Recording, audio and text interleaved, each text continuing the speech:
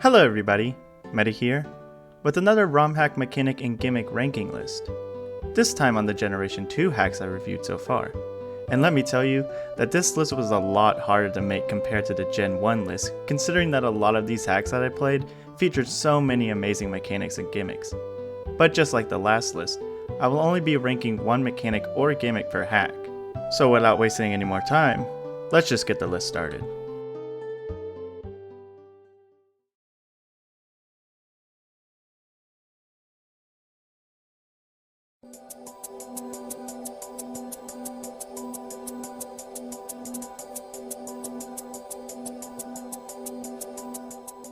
While most ROM hack creators don't really think of the idea to make two different versions of their hack, mostly because they provide all the available content in one singular package, Cam and the Reforged team made a bold decision to give their hack Pokemon 97 Reforged two separate versions to play, gold and silver versions respectively.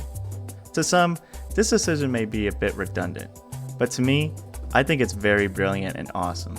What I really love about this decision is that along with the updated visuals, it really makes the demo feel like the final gold and silver we have today, with the two different versions to choose from, along with each version featuring some of their own small differences that are also present in the final games. For example, while you can catch every available Pokemon no matter what version you play, each one does feature its own encounter rates, making it feel like they have their own version exclusives, but still grant the player the ability to fill the Pokédex, as well as the box legendary being caught before the other one.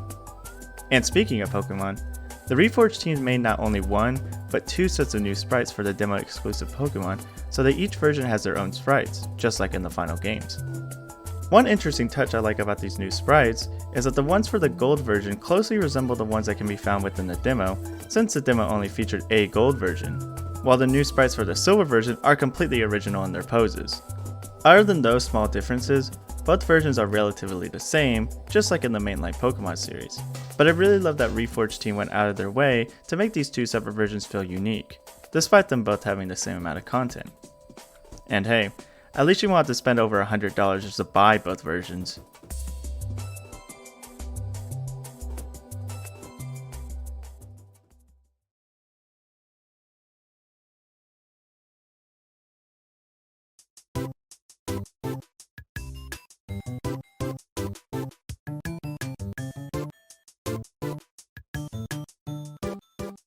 To me, Pokemon Crystal will always be one of my favorite Pokemon games, and while I am aware that this may be due to my nostalgia for the game, I can still admit the handful of flaws that the game has in it. Of course, one of these issues will always be the level scaling of the game itself, and how certain parts of the games feel very underwhelming and challenge. Thankfully, Crystal Legacy comes in and fixes this issue in some pretty unique ways.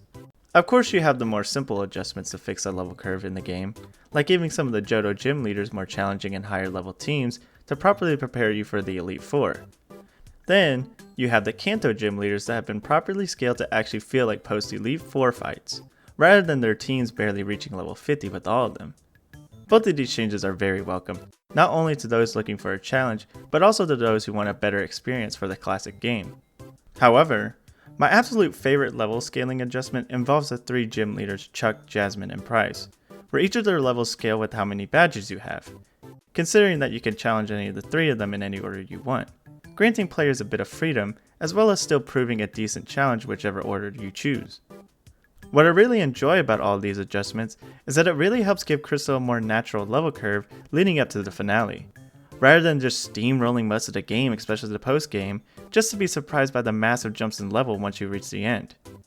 I can also appreciate the challenge these newly adjusted gym leaders give, and how much they make the game of Crystal feel a lot better.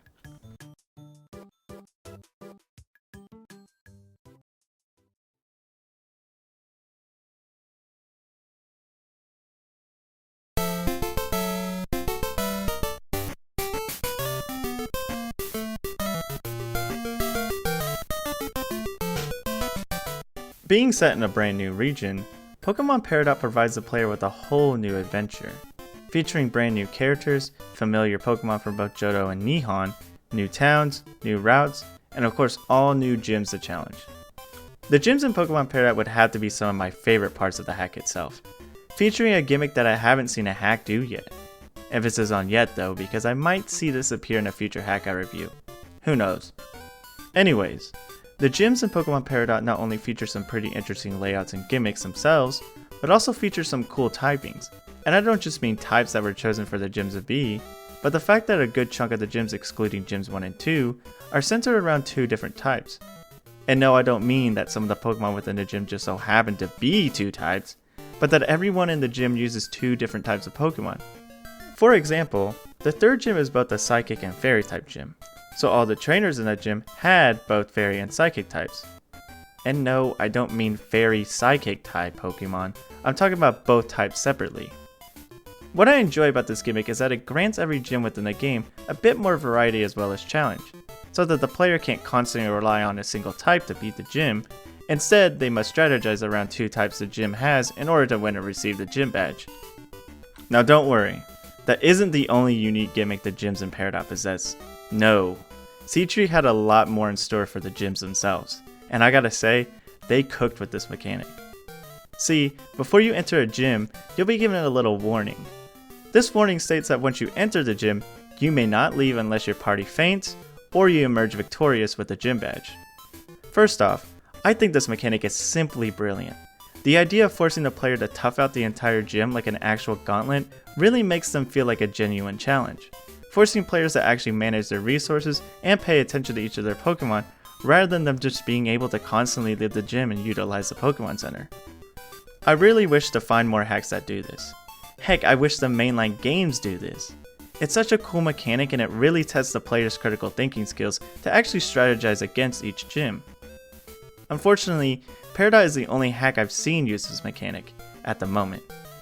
And while I know that some people might find this mechanic a bit bothersome and difficult, I think it's a great way to really test the player's abilities and have them actually prepare for a gym rather than just the gym leader itself, always relying on the Pokemon Center.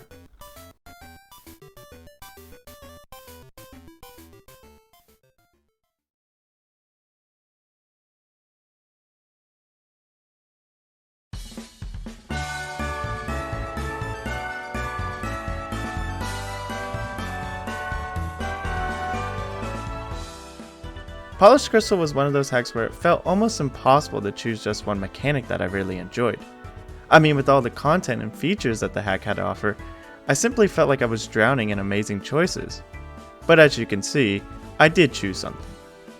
Interesting enough, I did first encounter this mechanic when playing Pokemon Coral's demo, in which I believed that this mechanic stemmed from. It wasn't until I played Polished Crystal and reread that Coral was built upon its engine that I realized this mechanic originated from this hack. I'm of course referring to how Polished Crystal handles the HMs in the game and how it makes them a lot more bearable. Pokemon Polished Crystal does something pretty cool with the HMs, making it to where you don't have to actually teach any of them to any one of your Pokemon to use its overworld effects. Instead, as long as the Pokemon in your party can learn the HM, then it can freely use it outside of battle. Meaning that as long as you have the HM and the proper badge, you can easily push boulders, smash rocks, and cut trees without the hassle of having to use up any of your Pokemon move slots. Honestly, thank the stars, because this is such an amazing way to make HMs less annoying and gameplay a lot smoother. No more having to go fetch an HM user out of the PC, and no more having to teach my main party Pokemon moves I really wouldn't like to teach them. With this mechanic, you can now freely move along the journey ahead without having to worry who to teach an HM to, and just breeze by every roadblock in the hack without a worry in the world. Well, unless you find yourself in a situation where none of your Pokemon can even learn the move, but hopefully you won't find yourself in that kind of situation.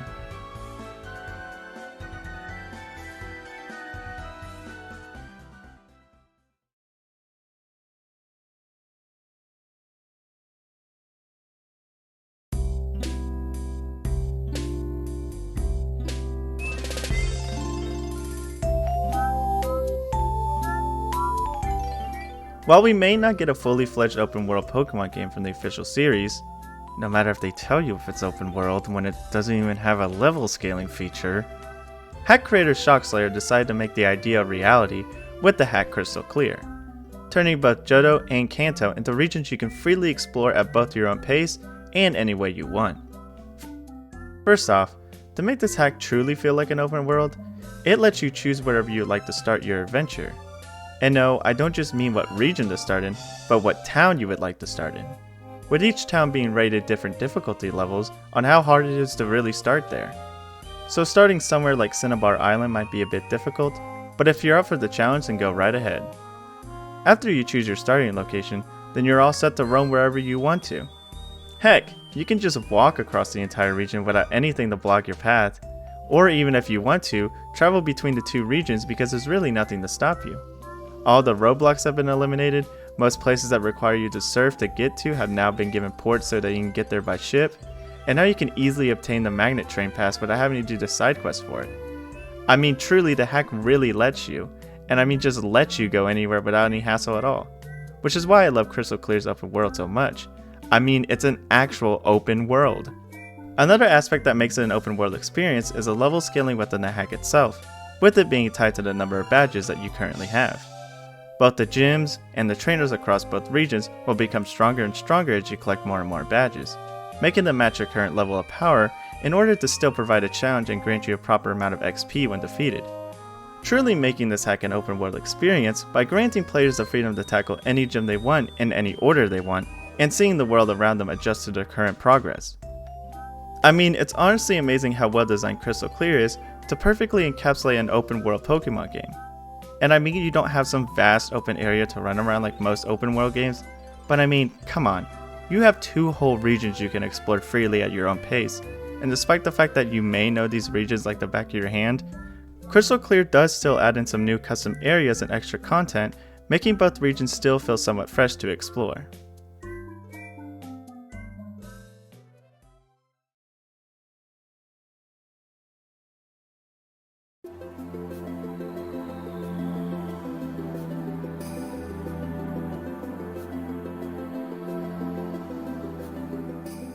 And with that, there's my list. Of course, this list can always change in the future when I play more Generation 2 hacks, but as of now, I'm pretty satisfied with this list. I will again admit that it was very hard to create this ranking more than the Generation 1 ROM hack list, mostly because I felt like I played some of the best Gen 2 ROM hacks out there. And also because a lot of these hacks had a lot more than one mechanic that just blew my mind. But who knows what kind of hacks I will review in the future, and who knows what kind of mechanics they will offer me. We'll just have to see... Wait a second. There's another ranking on this list I don't remember writing, and it's below my number 1 spot. All it says is regional forms for all Gen 2 Pokemon and more. I don't think I played a ROM hack that even did that. I mean, Polished Crystal did feature some regional forms, but not for every Pokemon. I wonder what hack this could possibly be referring to, and why there's a weird looking Apom depicted by this new ranking. I guess we'll have to delay our trip to Hoenn to figure this out. But don't worry, once I've done so, I promise to check out as much Gen 3 hacks as I can because I know they feature a lot. But as of now, we'll make a trip back to Johto to see what's up. Meta, out.